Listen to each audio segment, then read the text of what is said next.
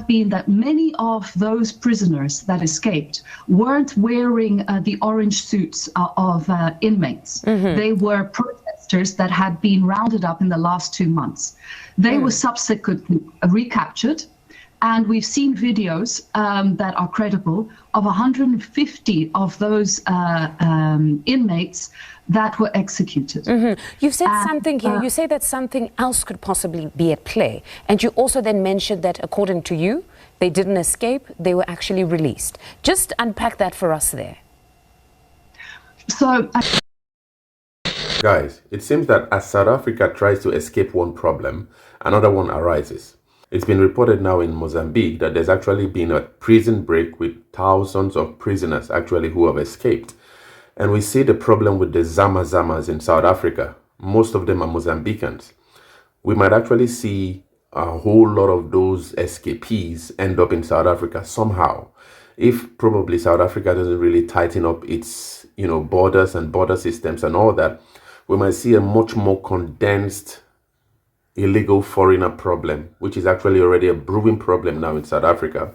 So INTELWATCH Executive Director here is actually breaking down the problem going on right now in Mozambique, really condensed, really intense. Rwandan troops have actually been deployed to Mozambique to protect the president and the regime from a military coup. And there's a lot of crisis that seems not really being controlled at the moment. And I really worry for how this would impact South Africa, especially in light of the whole illegal foreigner problem, Zama-Zama problem, all the problems South Africans complain about with their neighbor, Mozambique, boiling at the moment. Let's listen to INTELWATCH Executive Director Paula Christina break down with an excellent analysis on what's going on in Mozambique, and share your thoughts in the program. comments. Firstly, your reaction to all that has happened now post that announcement confirming Daniel Shapo as the winner post those elections. The situation right now is very volatile. It was expected. We knew that that both sides were going to stick to their positions. That Frelimo, the ruling party for almost 50 years, was never about to leave power peacefully or gracefully, and that the opposition in this form now of Podemos and Venancio Mondlane was going to fight for electoral truth. Now, electoral truth is something that the European Union, local observers, the church, civil society have demanded. So we still don't know who won the elections. So when we understood that, okay, the Constitutional Court or Constitutional Council endorsed the electoral fraud and in fact gave the ruling party the result that they wanted, there would be a popular reaction. And what we have seen are days of rage. But they aren't days of rage that like the ones we saw in the last 2 months, because the elections, as you'll remember, were on the 9th of October. These are very different days of popular frustration, of civil disobedience. They're much more violent. And the opposition leader, Venancio Mondlane, has been calling for a calm.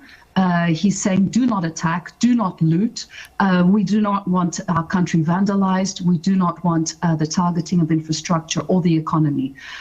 So like you said in your introduction, I do believe that this is part of a more instrumentalized, state-led situation. I want to delve deeper into that analysis or your position on that perhaps this is state-led. But before that, let's talk about Venancio Mondlane's call, because now he's denounced the violence, but you've got the youth that were mobilized, they've taken to the streets. But right now, when you have him calling for them to stand down or somehow not target the infrastructure of the country, they're not doing so. They're not heeding that call. They're going full steam ahead. What must happen now? So Venancio Mondlane, in the last 2 months, let's see the pattern of protests. People have been on the streets singing the national anthem. They've been banging pots and pans. They have been peacefully protesting on the streets, and yes, creating barricades and closing access to the borders, etc. So with great economic cost to South Africa also, but especially to Mozambique. So yes, there have been serious disruptions. but never with a level of violence as we have seen. The violence has been incremental. Now, Venancio Mondlane, what I believe he wants, and he hasn't said this specifically, is a social revolution. He doesn't want a military coup. He wants a social revolution where people will go to the presidential palace and they will take the presidential palace. And for him, he sees this as something that is possible without tremendous bloodshed, because we have seen also that the military and the security apparatus are not fully endorsing either one or the other.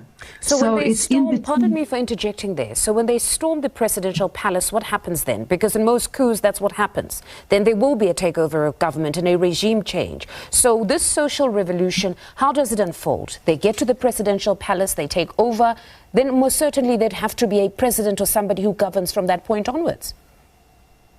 You're absolutely correct, yes. A coup is the military that takes over. In this case, it would be a social revolution by the people, and it would probably, in his calculations, bring the government to reconsider sitting down and talking. Now, Frelimo, we've seen, we're not exactly sure where the government is and what they are doing. Unfortunately, it seems that there is a state of generalized chaos. Now, the police, the head of the police is stating one thing, ministers are stating something else.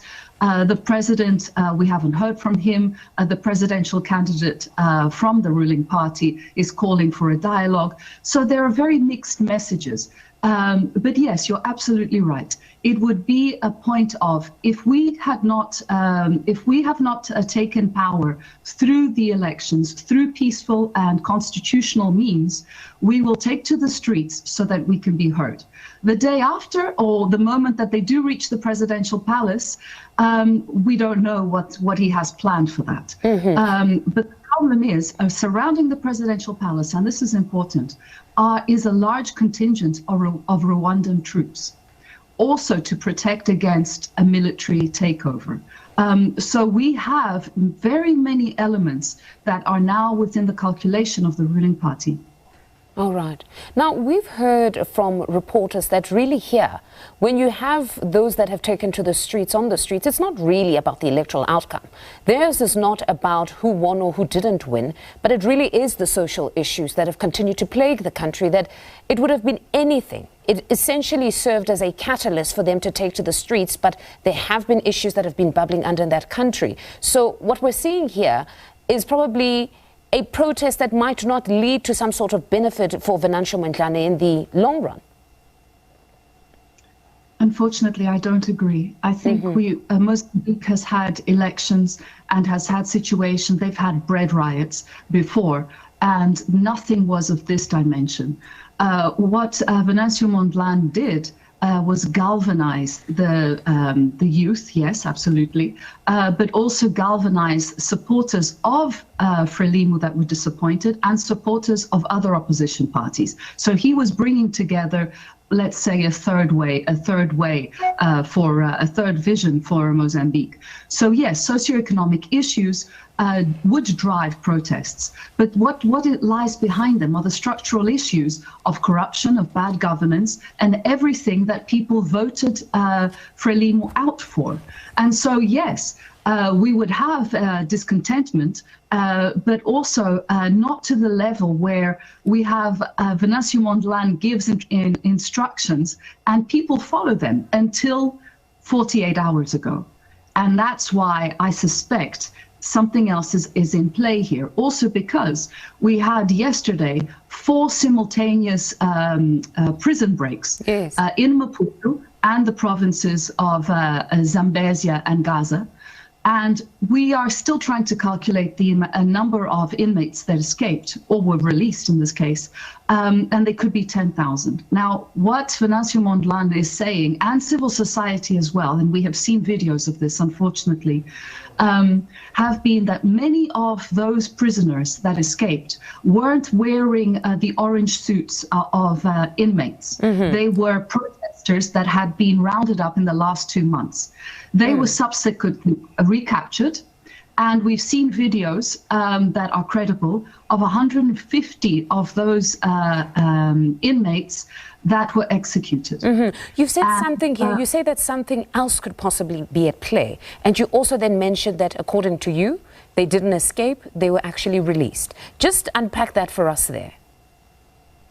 So I think one thing that will make a lot of sense to South Africans was the July 2021 crisis, where later, through different commissions and then through the press and investigations, we realized that there was an underhanded element of rogue security elements that were driving the looting, that were driving what they wanted to do essentially was a coup in South Africa against President Ramaphosa's government. So we understood then that there was, let's say, a third force.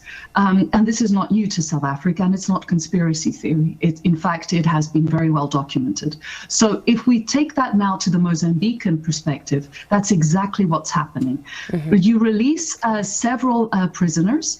You give them weapons, you create militias, and you allow the police and the military not to be condemned in the most extreme ways, the way they had been, because they had been killing protesters in the last 2 months, but to justify the clampdown now in a way that we are capturing dangerous terrorists. Okay, and also probably delegitimize the cause of the ordinary citizens now, because you continuously have the conversation around the looting, the damaging of infrastructure, even if maybe now they've decided to be disciplined in their protests. But if you've infiltrated these groupings of perhaps peaceful protesters with these hardened criminals, then you'll have many people that will no longer support these protesters and say that, no, you guys are criminals yourselves, you've just been destructive, there clearly is no greater cause, you're just destructive. Absolutely, 100% correct. And it's also to delegitimize Venancio Mondlane, saying this is a man that wants a bloodshed. This is a man that is destroying infrastructure that taxpayers have been building and have been investing in. And this is not the way to lead the country. They don't want him to continue to have the following that he has. So yes, you are 100% correct. A very interesting perspective, Paula. Thank you very much.